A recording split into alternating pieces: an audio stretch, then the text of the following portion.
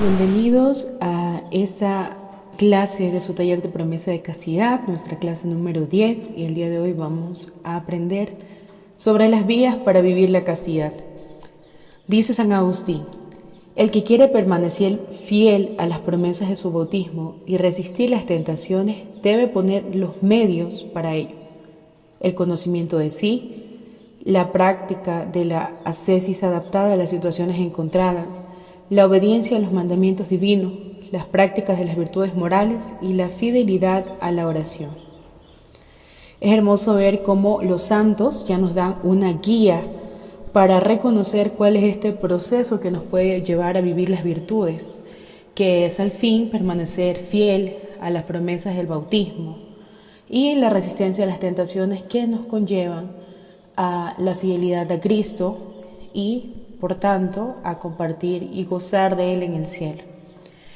Es importante que nosotros recordemos o traigamos a nuestra mente el saber que para nosotros no es ninguna cosa extraña o exagerada cuando, por ejemplo, vemos cómo a los bancos se les acercan para hacer el retiro de efectivo, y cuando lo hacen en carros grandes, blindados, con mucha guardianía, generalmente con hombres armados, con personas que llevan este cierto tipo de resguardo, ¿no? Y un tanto exagerado, pero sabemos que, pues, cuando nos enteramos cuál es el objetivo de este vehículo con este personal, ya no nos resulta exagerado, sino coherente, porque decimos, no, es que trasladan mucho valor monetario, mucho dinero, entonces tiene sentido que estas personas cuiden, ¿no?, el dinero que llevan.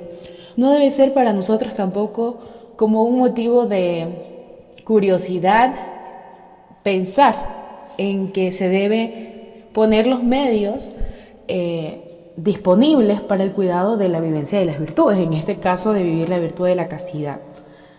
¿Por qué? Pues reconocemos el valor grandísimo que tiene esta virtud y, por tanto, todas aquellas cosas que le sirvan para su cuidado tienen un gran sentido. Según nuestro contexto, cada uno va a implementar aquellas cosas que le sirvan, cosas que conocimos en la clase anterior cuando nos conocimos a nosotros mismos. Entonces va a poder ir poniendo como las fichas adecuadas en el momento adecuado, con las personas adecuadas, para poder ir creando como un marco de seguridad en la forma en la que nosotros vamos a vivir las virtudes. Para ello es importante, como dice San Agustín, que nosotros practiquemos el conocimiento de nosotros mismos, como una de las primeras situaciones que San Agustín llama cuando dice que se debe aprender a vivir las virtudes y la forma en la que se deben aprender a vivir las virtudes. Es, creo, lo más importante en este proceso, dada la característica propia de la castidad, que nosotros entendamos que para poder mitigar toda la exposición que tenemos a las ofensas de la castidad y para poder estimular aquellas cosas que nos llaman a vivir la castidad de una forma activa, es indispensable el entrenamiento de los sentidos.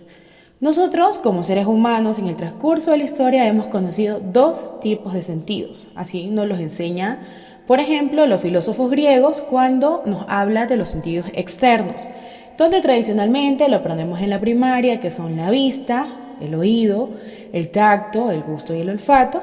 Y también tenemos otro tipo de sentidos que nace ya en unos pensadores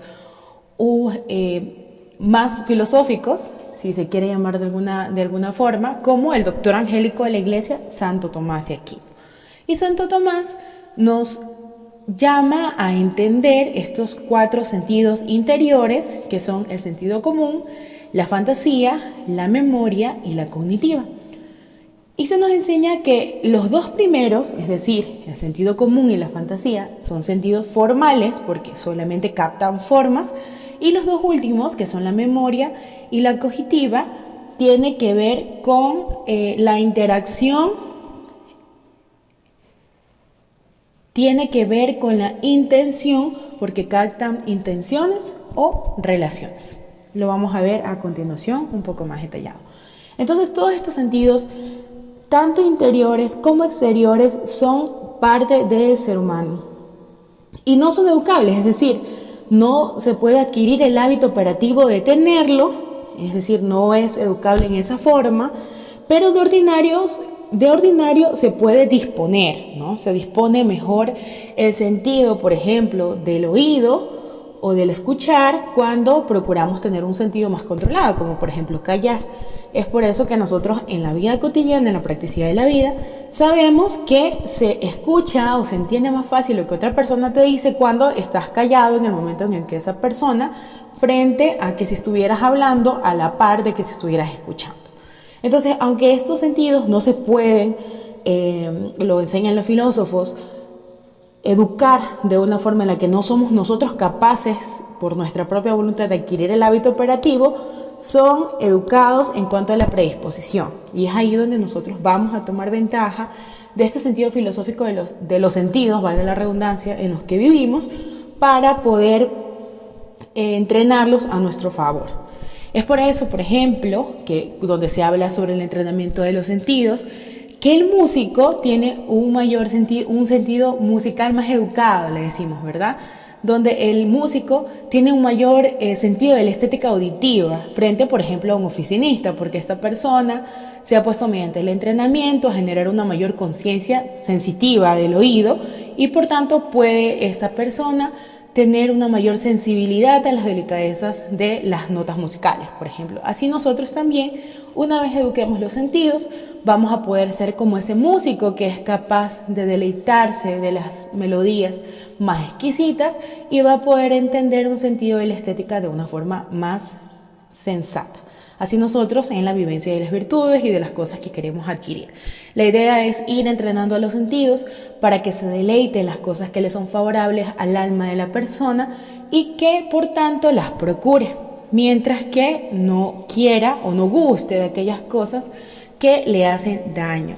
Esto como una forma otra vez de poder hacer una conciencia sensitiva en toda nuestra vida a modo de poder obtener las virtudes perseguidas y huir de los pecados que no deseamos en nuestra vida.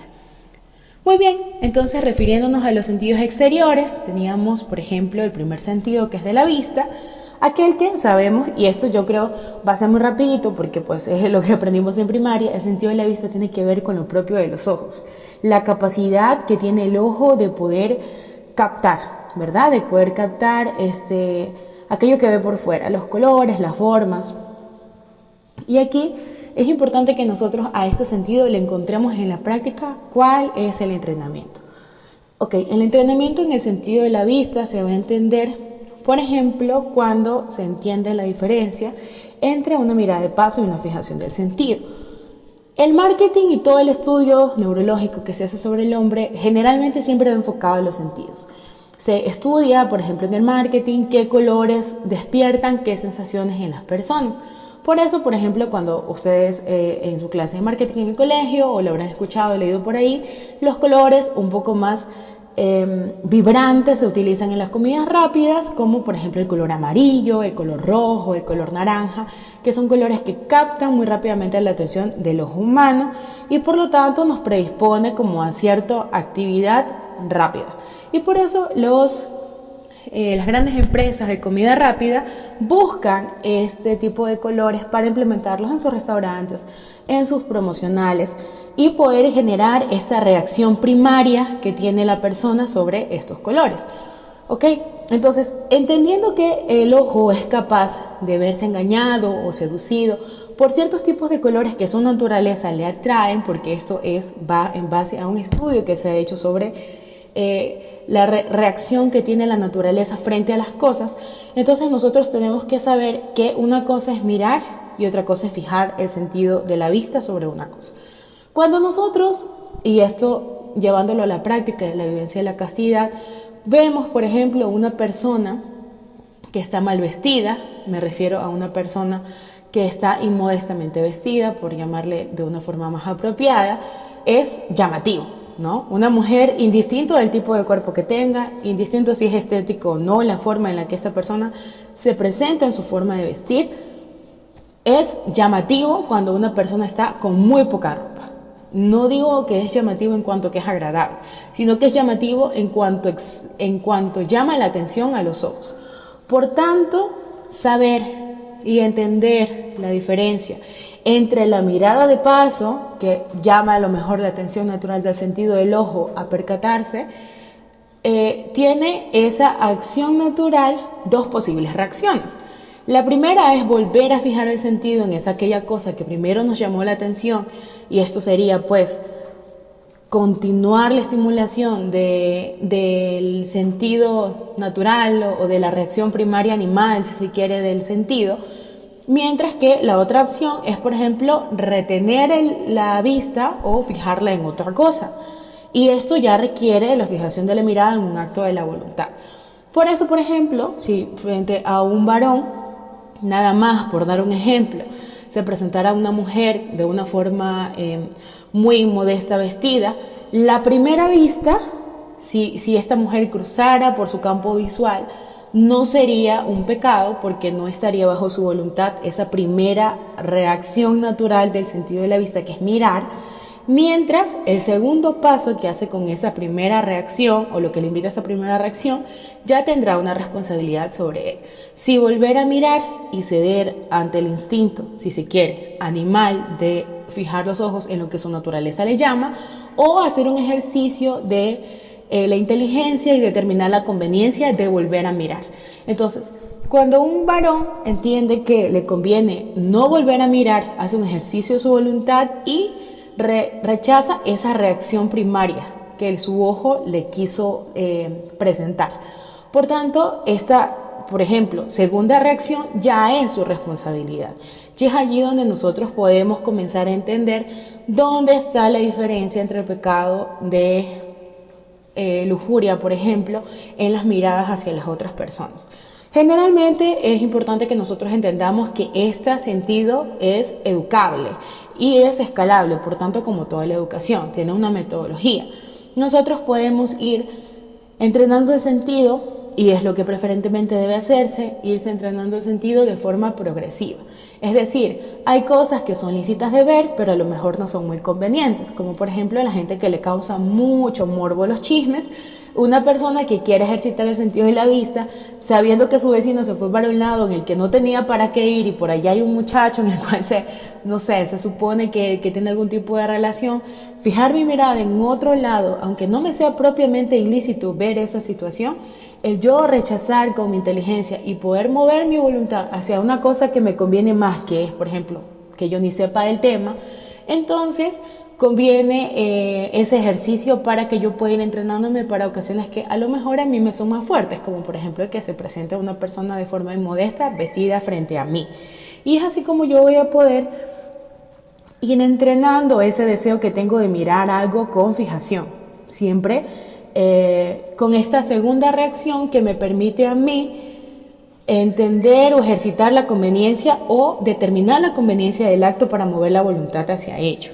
Y es importante que nosotros procuremos para este entrenamiento siempre intentar buscar cosas más santas para ver, ¿verdad? Intentar también relacionarlas. Es muy interesante ver cómo todas las cosas se podrían relacionar con una situación sobrenatural. Recuerdo hace muchos años, cuando estaba haciendo mi consagración a Jesús por María, con el método de San Luis María Griñón de Montfort, en una comunidad hermosísima que se llama Lazos Amor Mariano. Recuerdo que estaba en boga un misionero de la comunidad donde tenía una fama de ser un santazo, ¿no? Y una de las cosas más como llamativas de su personalidad era que era un hombre capaz de poder relacionarlo todo al sentido sobrenatural, y todo el tiempo estaba como, si no de forma natural, sí de forma inteligente, dirigiendo toda su inteligencia, dirigiendo todo su entendimiento y dirigiendo toda su capacidad a pensar en lo sobrenatural. Por tanto, por ejemplo, si él veía un salero y había un salero, ¿verdad? Sal, un fresquito de pimienta y había, no sé, un botecito de palillos para los dientes, y veía que eran 3, intentaba pensar en la Trinidad. Y entonces de esta forma iba relacionando todo lo natural de su vida a lo sobrenatural, que era donde él quería elevar su corazón. Y me parecía que ciertamente esa era una forma, una manera de poder entender que es un sentido de entrenamiento, ¿no? Porque él forzaba de una forma su inteligencia, aunque seguramente muchas veces lo hizo por gracia, forzaba su voluntad, su inteligencia, sus sentidos, a pensar en las bellezas de la sobrenaturalidad del cielo. Entonces, me parecía muy hermoso ver cómo estas cosas, aún siendo lícitas ver, ¿no? O sea, porque no es ilícito ver la sal, la pimienta, y la sal, la pimienta y el palillo de dientes, no es ilícito verlo y nada más saber que son sal, pimienta y palillo de dientes. Pero era mucho más virtuoso que él pudiera mover toda su naturaleza a lo sobrenatural. Y es ahí donde se convertía como un tipo de entrenamiento que, por supuesto, seguramente le daba frutos. Porque imagínate lo que siente Dios o lo que compartía él en Dios con su corazón en el momento en el que Dios iba dándose cuenta de que él era en todo momento su cabeza y su corazón. Lo que Dios iba entendiendo en ese misionero, cómo todo el tiempo le iba buscando. El que ama busca al amado. Entonces esto tenía mucho sentido de ver cómo era su espiritualidad a nivel personal, que se traslucía en su realidad porque siempre andaba haciendo algún tipo de comentarios que hacía que se eleve la conversación a cosas mucho más grandes, a cosas sobrenaturales. Entonces, esa es una de las maneras, ¿no? Otra de las formas que nosotros podemos ver es no perder la oportunidad siempre de tratar de mirar el arte sagrado. Bendito sea Dios, quienes tenemos la oportunidad de vivir en países latinoamericanos o de habla hispana, la religiosidad popular es una realidad aún. Entonces, siempre va a haber una cruz, una imagen de la Virgen Santísima, de algún santo, donde nosotros podemos dirigir nuestra mirada ante una tentación de la vista, ante un momento de una vista no conveniente. Otra de las maneras en las que se debe entrenar el sentido de la vista es también, por ejemplo, el no acostumbrar a los ojos a dirigirse al morbo o al placer lícito. Hay cosas que no son propiamente malas, pero sí son morbosas, como les decía, ¿no?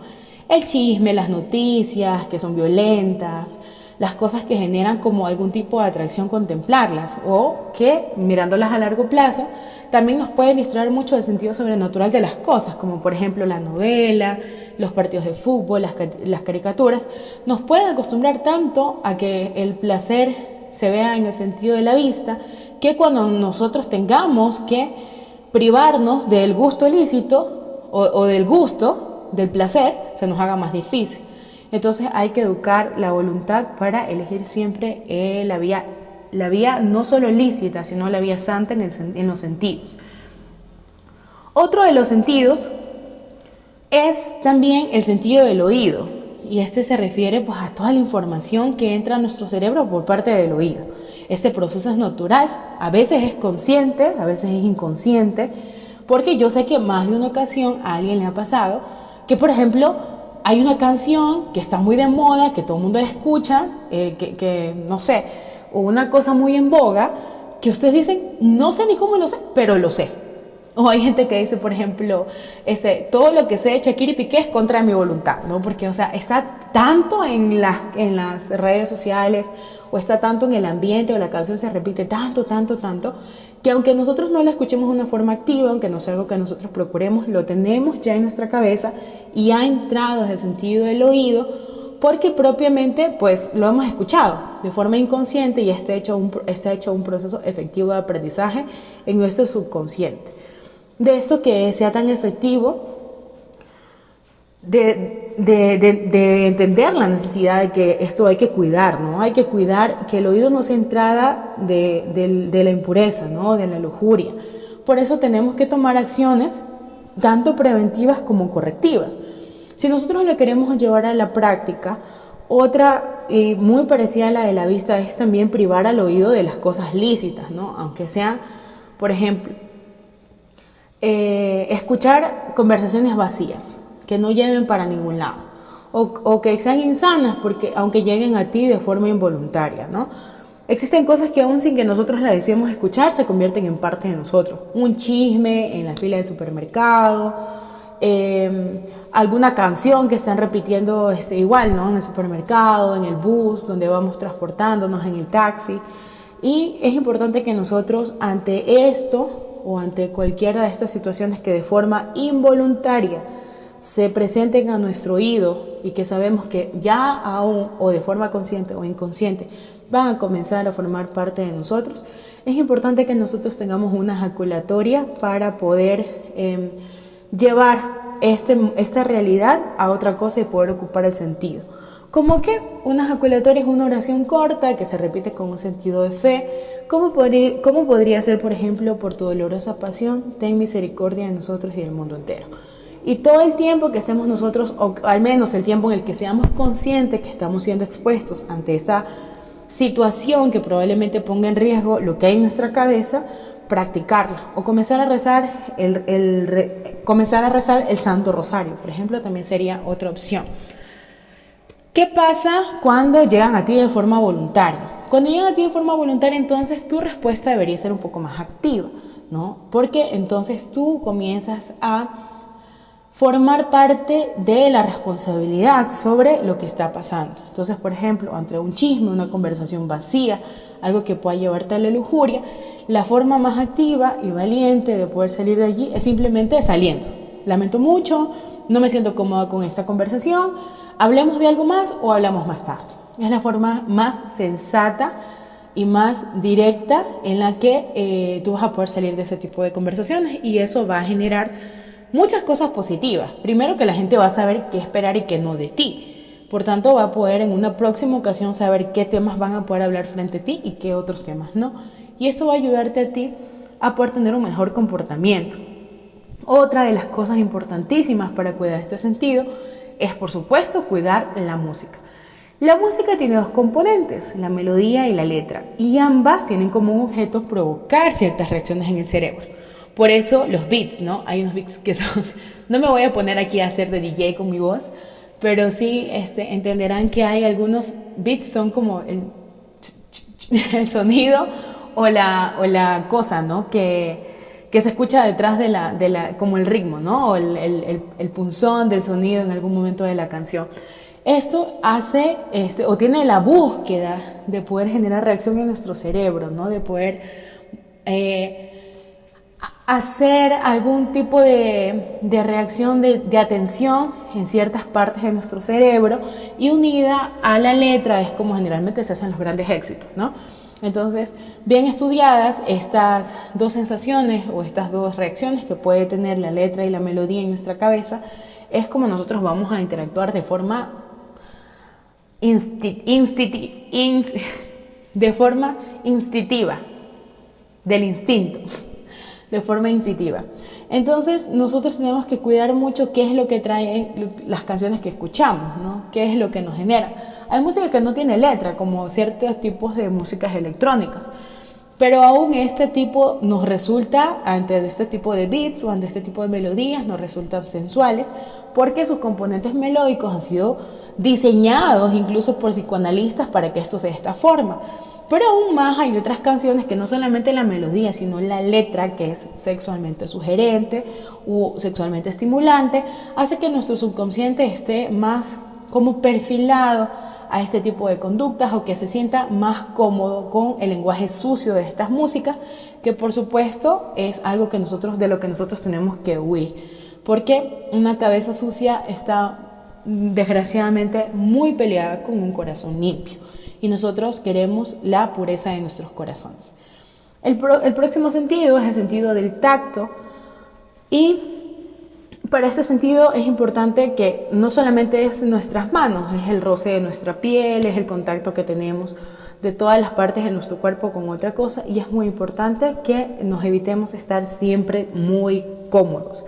La comodidad física o la comodidad del tacto que le procuramos muchas veces debilita la templanza. Por eso en la práctica es importante que nosotros incomodemos a nuestro cuerpo de vez en cuando. No se trata de hacerse violencia hasta el punto de lastimarse. Se trata de ir poniendo límites a la comodidad para que el cuerpo entienda que está sometido bajo la voluntad, que las sensaciones, que las reacciones primarias tienen algo que les gobierna, algo que está más arriba de ellas, que es la naturaleza. Por tanto, cuando nosotros comenzamos a incomodar un poco la naturaleza de nuestro cuerpo, como por ejemplo una vez a la semana dormimos sin una almohada o nos dejamos pasar un poco de frío o un poco de calor sin quejarnos. El cuerpo y nuestra propia naturaleza va a ir entendiendo que sí, que las reacciones son naturales, que el sentido de la naturaleza del cuerpo necesita ser atendido, pero que no está por encima de la inteligencia de la voluntad, no le gobierna, es al revés. La sensación, el cuerpo está gobernado por la inteligencia y la voluntad. Y nosotros necesitamos, por tanto, a todas estas acciones primarias que son comer, descansar, poderles hacer un sujeto para que entiendan, ¿verdad? Para que nuestra naturaleza se entrene en saber que hay algo superior que le gobierna y por tanto no siempre va a poder recurrir al placer, porque no siempre es el placer lo que le conviene. En cuanto al sentido del gusto, decía San José María Escrivá de Balaguer que los placeres de la mesa preparan los placeres de la carne, y si no soy capaz yo entonces de refrenar la gula, muy difícil alguien va a poder frenar sus pasiones sexuales y ser una persona casta de forma ordinaria, ¿verdad? Entonces, una de las formas de entrenar el sentido del gusto es, por ejemplo, la práctica del ayuno en sus diversos modos. Aquí es importante que nosotros recordemos algo. La práctica del ayuno no solamente es privarse de comer. A veces los ayunos parecen más dietas que ayunos en sentido de entrenamiento de la mortificación. Y cuando se hacen ayunos, generalmente, o cuando se practica la abstinencia, no lo enfocamos de manera correcta, porque no lo ofrecemos de la manera correcta. Nosotros ofrecemos, a veces, por ejemplo, los viernes que la iglesia manda a que se prefiera la abstinencia en la carne, ¿verdad? Como un sacrificio, como por parte de la iglesia. Hay gente que simplemente pues no come carne el viernes, pero se come un buffet de camarones, o se hace un salmón a la crema de champiñones, o qué sé yo. Y en vez de buscar la penitencia, simplemente se cumple con la letra. Y el sentido base que llama a esa penitencia se ve omitido, se ve ignorado o se ve ignorado. Entonces, el sentido del ayuno es favorecer la humildad, la sobriedad y la introspección. No se trata de que nosotros simplemente no comamos la carne, o que simplemente no comamos, porque, por ejemplo, a veces no comemos carne, pero somos muy adictos al refresco, y el refresco no puede faltar. Y para nosotros sería un insulto que, por ejemplo, se pida que se una el refresco como parte del ayuno, o el chocolate, o a una persona que a lo mejor no le cueste sujetarse mucho al ayuno, pero le huye a otros tipos de sacrificios, como por ejemplo el dormir sin una almohada, porque es mucho más sagrado para esa persona, por ejemplo, el placer en el dormir que en el placer en el comer. Por tanto, nosotros tenemos que buscar conocernos bien, para que, conociéndonos bien, armemos estrategias de entrenamiento mucho más efectivas. A mí, por ejemplo, me cuesta mucho todo sacrificio que tiene que ver con las cosas de la comida. Creo que ya se han dado cuenta un poco por mis cachetes regordetos. Pero a mi esposo, por ejemplo, le cuesta más los sacrificios en el descanso, en el dormir. Entonces, si yo quisiera ofrecer más, a mí, mi esposo y yo no podríamos ponernos la misma penitencia, por ejemplo, no podríamos ponernos la misma mortificación, porque lo que a mi esposo le cuesta más, a mí no me cuesta tanto, y a lo que a mí me cuesta tanto, a mi esposo casi no le cuesta. Entonces es importante que nosotros, conociéndonos, podamos ir siendo inteligentes en la forma en la que actuamos, porque si no, pues no tiene mucho sentido, ¿no? No se trata de solo de torturar el cuerpo pasando hambre, ¿no? Sino de imponer el corazón a las cosas que le convienen. Y eso también puede hacerse, por supuesto, absteniéndose de los alimentos lícitos, aquellas cosas que te son agradables, para poder ir ofreciendo. En cuanto al olfato, tiene que ver con la capacidad de la nariz, de percibir olores, y uno podrá decir, bueno, en este sentido, pues, ¿qué tiene que ver, no? No desaproveches la oportunidad de ofrecer incomodidad en todos los sentidos. Y también tiene que ver con los olores. Muchas personas se acostumbran tanto, y especialmente nosotras las mujeres, al buen olfato, a los buenos perfumes, a las buenas cremas, que descuidamos tanto el entrenamiento en ese sentido, que cuando tenemos la oportunidad de, por ejemplo, compartir con una persona en situación de calle, o con una persona con un difunto, con una persona muy enferma, que su cuerpo, por la naturaleza de su situación, expide olores que no son agradables, le despreciamos. Por tanto, es importante que este sentido también esté para nosotros muy ordenado para que sepamos huir y sepamos acoger de las cosas que nos convienen. Hay también olores que están destinados a la sensualidad y toda aquella cosa que no convenga a la sensualidad en el momento. Por ejemplo, entre una pareja de novios, pues no conviene. ¿Sí? Simplemente no conviene. La sensualidad de un perfume en el encuentro íntimo de unos esposos, pues no tiene mucho de malo, si se quiere decir de alguna manera, porque la práctica de la sensualidad en las relaciones sexuales, cuando son ordenadas, cuando están unidas al amor, a la apertura de la vida y a la fidelidad, primero que no tiene mayor relevancia, porque en la intimidad sexual de los esposos es el amor el que prima, no la lujuria, ¿verdad? Porque la lujuria no es bienvenida en ningún caso, ni siquiera en la alcoba de los esposos, porque la lujuria es un pecado. Pero, digamos, que se encienda una vela de cierto olor, que se pongan flores, qué sé yo. Me parece que incluso podría ser apropiado en ciertos momentos para mitigar las cosas tan duras que pasan en los matrimonios. Pero no conviene ponerlo, por ejemplo, en una cita de novios, ¿verdad? Donde la idea no es estimular la sensualidad, sino ordenarla. Eso en cuanto a los sentidos exteriores. Para los sentidos interiores es importante que nosotros entendamos que los sentidos exteriores practican también o tienen que ver con. Y para ello vamos a revisar el primero, que es el sentido común. El sentido común se entiende como la capacidad de distinguir algo entre verdadero o falso. Y para la práctica en el entrenamiento de este sentido, es importante que nosotros entrenemos nuestra capacidad lógica de distinguir entre la verdad y la mentira con el ejercicio de la inteligencia. Recordemos que la inteligencia es una potencia del alma que Dios da a la persona para que se salve. Por tanto, entender el sentido común como este ejercicio de la inteligencia nos va a permitir a nosotros poder educarnos para poder dirigir a la virtud. ¿Cómo nosotros podríamos hacer esto, entenderlo de una forma más práctica? Por ejemplo, cuando surgen tantos y tantos mitos en las virtudes, como por ejemplo en la castidad, ¿no? La castidad es una cosa que te reprime, la castidad solamente para hacerte sentir condenado, para hacerte sentir triste. Pues nosotros mediante la inteligencia hacemos un estudio breve sobre lo que la castidad en realidad es, y podemos nosotros hacer la práctica de este sentido común, ejercitando la inteligencia y entendiendo, pues, ante lo que se nos presenta en la vida cotidiana, qué es lo verdadero y qué es lo falso. El segundo sentido interior es la imaginación o la fantasía, que es la capacidad de moldear la realidad para crear realidades alternas, según el conocimiento de una experiencia previa de los sentidos externos. La práctica, yo creo, más importante en el ejercicio en el entrenamiento de este sentido interior es el refrenar con prontitud los pensamientos que la imaginación y la fantasía te sugieren, ¿no? Si en algún momento te asaltan pensamientos irreales o fantasiosos que tienen que ver con lujuria, con vanidad, con cualquier tipo de pecado, el refrenarlo con el dirigir la cabeza a otra cosa en ese momento por voluntad, de forma inmediata te va a salvar de cometer pecado, porque habrás huido ante esa primera tentación que generalmente es un resultado de la imaginación o la fantasía. Es importante que nosotros entendamos aquí que generalmente la imaginación y la fantasía vienen primero predispuestos de una experiencia previa de un sentido exterior.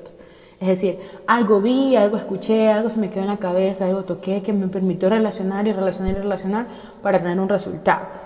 Y por tanto, es importante que nosotros, por eso es importante que nosotros cuidemos los sentidos exteriores, porque también no solo interfieren en el comportamiento propio del sentido exterior, sino también en el comportamiento de estos sentidos interiores. La memoria, entendido como la facultad de recordar el pasado, es importante cuidar de aquello que dejas entrar en tu cabeza.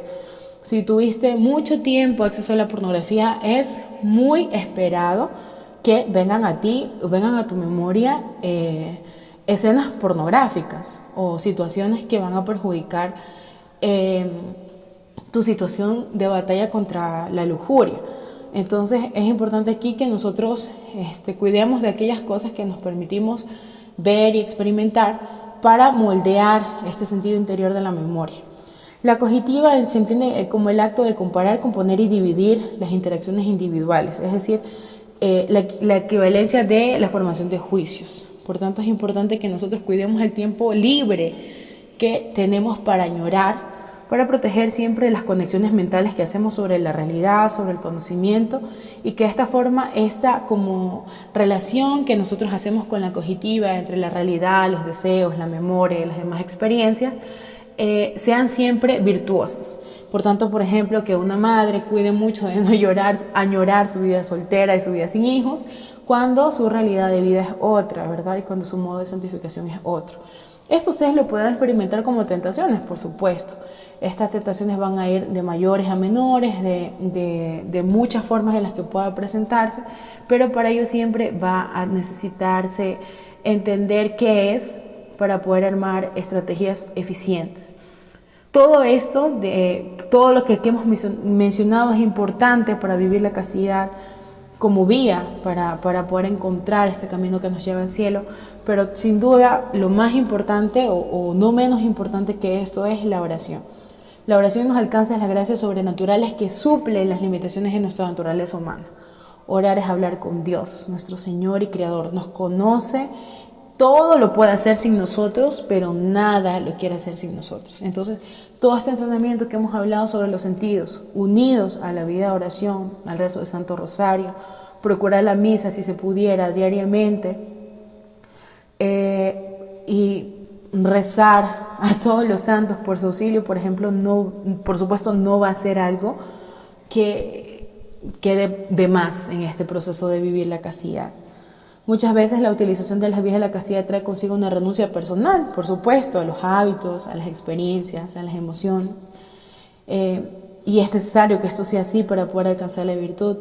Todas las prácticas sugeridas para cada uno de los sentidos tienen que ser acompañadas con la oración, en una forma de decir al Señor: Señor, quiero pertenecerte, aquí está mi parte, aquí están mis 5 panes, mis 2 peces, lo demás, por favor, súplelo tú.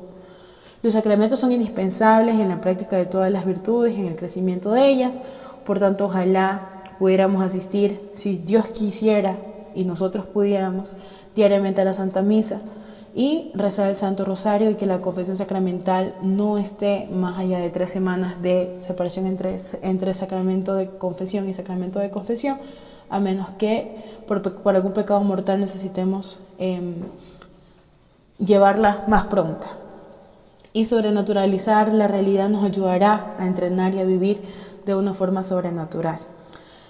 Como tarea para esta clase, vamos a realizar un esquema de entrenamiento de los sentidos, tanto interiores como exteriores, para poder ir poniéndole una cosa específica, un reto específico a cada uno de nuestros sentidos, según nuestra realidad. Entonces, por ejemplo, una forma o un ejemplo de poder hacer este ejercicio sería que con el sentido del gusto me propongo ayunar cada 15 días, ofreciendo por una intención particular, desde la medianoche del día anterior hasta el mediodía del siguiente día, permitiéndome solo agua y recitando un Ave María cada vez que tenga deseos de probar alimento. Esto nada más como un ejemplo. Entonces, muchas gracias por haber prestado atención a la clase, que Dios los bendiga y nos acompañe siempre.